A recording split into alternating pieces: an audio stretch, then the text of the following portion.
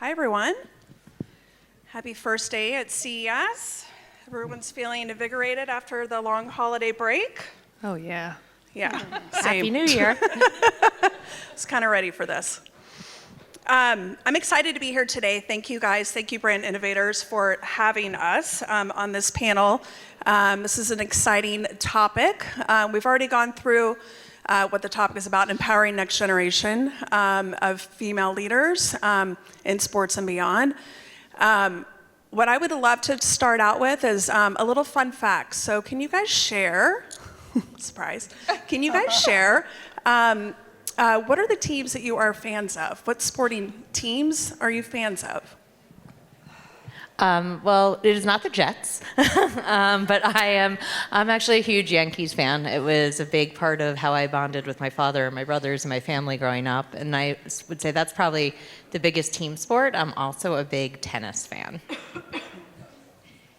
You should all feel for me because I am Mets, Jets, and Islanders. Ooh. So That's terrible. staying true, and also a big Tar Heel fan. Hopefully you guys are all following women's sports and specifically the New York Liberty. If you have not caught a Liberty game, Ellie the elephant is badass. So I'm a huge Liberty fan. I will share mine as well. Growing up in Florida, college football was everything growing up, as I'm sure most of you know. Florida State Seminoles. And then when I moved to LA, I did not jump on the Lakers bandwagon. I actually really jumped on the Clippers bandwagon.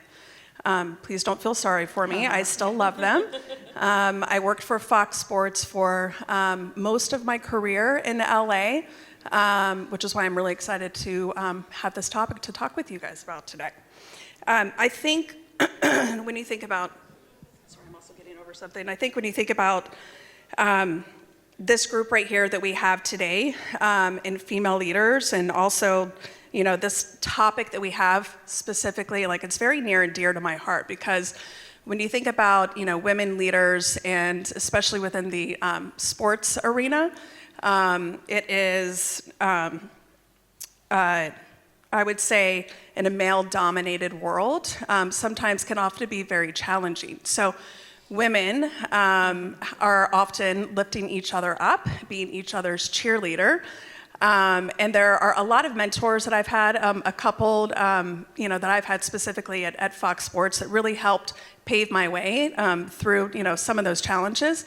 I would love to hear, like, who were some of your mentors that you had in the business, and how have they helped pave your way in your career trajectory?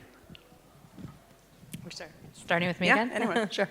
Well, I've been really fortunate that I have been at Zenith for quite some time now. So I've been back at Zenith. It's my second tour since 2000. Second tour, been back since 2007. So do the math, it's been a bit.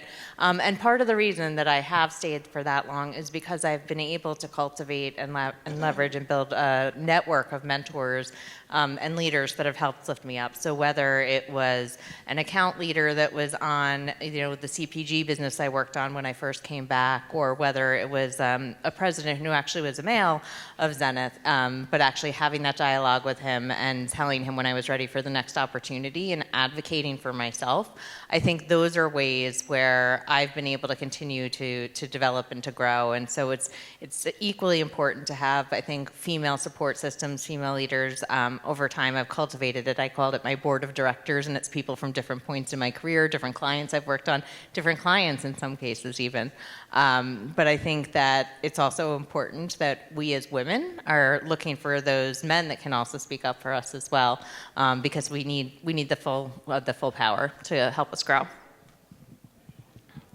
Yeah, I'll be honest. When I first started out in the business, I didn't have any female bosses or mentors, or I worked for all male CIOs and all male CEOs, and it was a very like male orchestrated world. I was fortunate that I worked for just some of the greatest guys in the business, and they really did help me, stand on my own 2 feet, grow, challenge myself. So I was very fortunate, but I also, growing up, had to kind of create my own, support system, and had to go and make connections. And I have to say, it's been one of the best things that I've done in my career and things that I've done in the industry is finding women that I've really never even worked with, right? Finding women that there's women that I have worked with that I think are fantastic and I learn from every day. There are women that I've never worked with that I just appreciate the way that they walk into the room. I appreciate the way they speak up on a panel, in a meeting. So it's finding people from all different walks of life that I've been able to do for the past 20 years that's really helped me. And hopefully I'm, doing that for some other women in the business as well.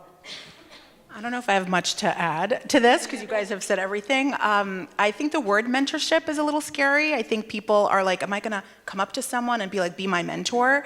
And so I think part of it is just, first of all, not being afraid to ask for that support and help. I also think it's important to get that support and help just from your colleagues. I consider Molly a mentor. Did you know that, Molly? Well, that's what I was just hoping, so thank you. I consider you a mentor, and so part of it is just learning from the people around you, and I love what you said, which is just like emulating people. I emulate the way certain women dress. I emulate the way certain people speak and the way they kind of present and just come into a room with energy. And so I think it's just about being open to leadership. And I do want to say my favorite mentor was a man, especially when I was very early in having children, and having him leave for the Wednesday night dinner or for the soccer game, and really being proud to say I'm going to catch my daughter's soccer game. That taught me so much, and that taught me never to be afraid to prioritize family or whatever it is that I wanted to do, really because of the men that I was lucky enough to work for. And so it's just as important to really emulate that behavior for guys and girls. Yeah, I love that. Thank you guys for sharing that. So, thinking about the mentors that you had and the experiences that you had, so how are you now giving back? How are you fostering like the next generation, of female leaders or just leaders in general? Like, what are some of the things that you've seen or things that you have done that has helped, pave way for individuals that you're currently working with? Oh, sure. Back to me. No, I think that's a great question, and I think because of the benefits and the ways that I've been able to grow in my career and the support that I've had, it's really important to me to pay that forward. And so I have a very open door policy with my team, or even folks that are within the agency that aren't on my team, encouraging them to come to me if they have questions, try to make sure that folks know that I'm open. We also do have formal mentorship and sponsorship programs within Zenith.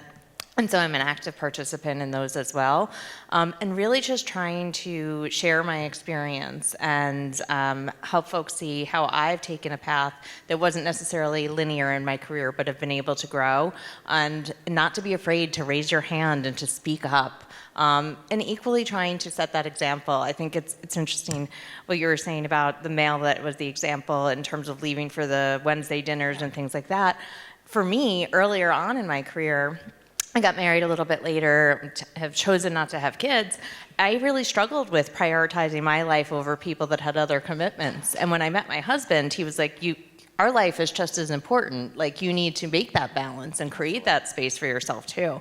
And so for me, I try to set that example as well, is that our personal priorities are important no matter what they are, and you can still be a successful business person and balance both life and work in that regard. So I think paying it forward, setting the example, and helping expand our networks to the folks that are asking for it. For me, I think it's been, in my role, I've been trying to just be superhuman, right? I am trying to, when I show up to the office, I am trying not to be Molly Finnerty, CIO of Zenith. I am trying to be the same person that was, just wiping spaghetti sauce off her shirt last night, trying to, be the same person throughout day to day, so that people, all the women that are on our team that work with us, can always feel like they can be themselves. They do not need to be a certain person in front of me or a certain person in front of another male colleague, another female colleague, doesn't matter. Just be yourself, trying to make sure that they feel that I am me, I am approachable, and I will give you the time, no matter, in any capacity. I like to pay a lot of attention to just language and how, this is anyone, men or women, early in their career, how I think folks don't always have confidence to speak their ideas, take credit for their ideas, build on other people's ideas. And so what I try to do is really in the moment give feedback. After a meeting, I'll go to a young person early in their career and say, hey, you did a really great job, but here's how you personally could have done a better job of just owning that idea or taking credit for the thing that this person just said and restated what you said because you didn't say it exactly the right way. That was really your idea. And so I think just giving kind of that feedback in the moment, real time has been very helpful. Yeah, thank you. That's great. There has been a recent rise in women in sports. It's been very exciting to see over the past couple of years. If you think about the advancement in soccer and equal pay for women, last year, I think Caitlin Clark really put NCAA March Madness and women's sports, really brought that to limelight. Simone Biles in the Olympics, I think there's just been a lot of excitement and a lot of rise in the women in sports. So I'm gonna start with you, Ina.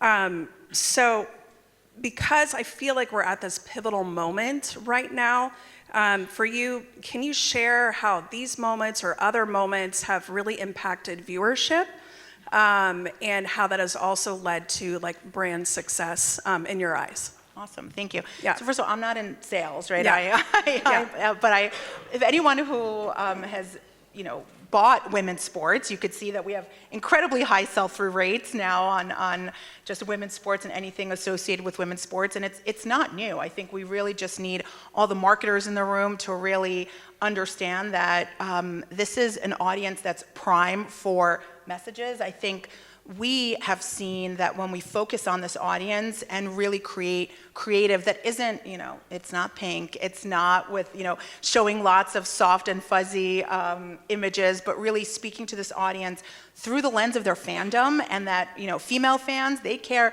just as much about the X's and O's as male fans do. And I think just having an understanding of that and acknowledgement of that and creating communication that really takes that to mind. We have made an effort to have more female-focused media plans and creative. And again, you wouldn't know the difference. You wouldn't know that this was a creative that was meant for a woman or a man. I think it just creates a little bit more storytelling, a little bit more insight into kind of the drama of the athleticism and the story, which is really what women are looking for. And so it's really exciting to watch the growth in women's sports. And hopefully all of you are investing in women's sports more and more. Through Publicis. Yeah. I think the difference that I'm seeing as far as from a buying and a market and a buying and an activation perspective is actually, because I know it's women's sports have been around, but there's a significant difference in the way that I think we're talking to our clients. Our clients are approaching us now and saying, I need help. How do I support women's sports in a bigger way?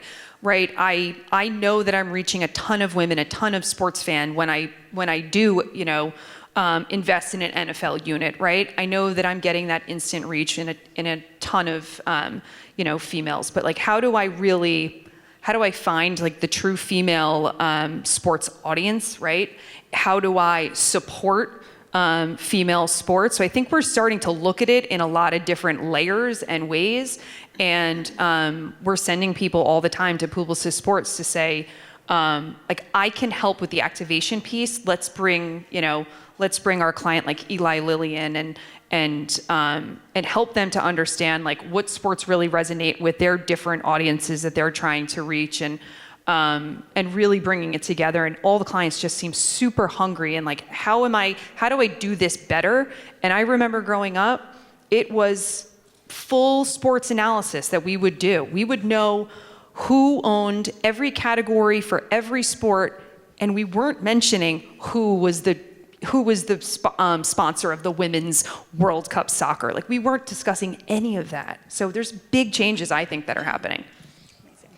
I think I've been reading and seeing, obviously, the massive and substantial growth we've seen in terms of, the Caitlin Clark effect that we talked about, and other things that are happening to really drive growth in the space. And I was reading an article recently that it said, over 40% of women's sports fans are actually male. And over 70% of women's sports fans are actually head of household, right? So when you think of it from a marketer's perspective, there's a real business imperative there, because these people have the pocketbook and the spending power to impact your brands. And I think, too, going back to what Ina was saying in regard to, not necessarily the pink washing component of it, there's an element of thinking about everyone. Like, no one's a monolith. I'm sure that if you saw all of us sitting up here on stage, you wouldn't necessarily have thought we would talk about all the sports teams that we like and our fandom. I actually had a friend recently take a video of me at the Yankees playoff game, because she was like, "What are you doing that you're clapping and standing and chanting in your, high-heeled shoes and things?" So I think it's important to think about it from that perspective, and that's why you're seeing a lot of creative marketing partnerships, whether it's brands like e.l.f. that are partnering with Formula One, or brands like Sephora that have been partnering and doing work with, most recently with some basketball initiatives and things like that. You wouldn't necessarily think, oh, beauty and sports immediately go together, but it's because no one is a monolith, and you can be many things. And I think that female sports are just capturing consumers' attention, and it provides a big opportunity.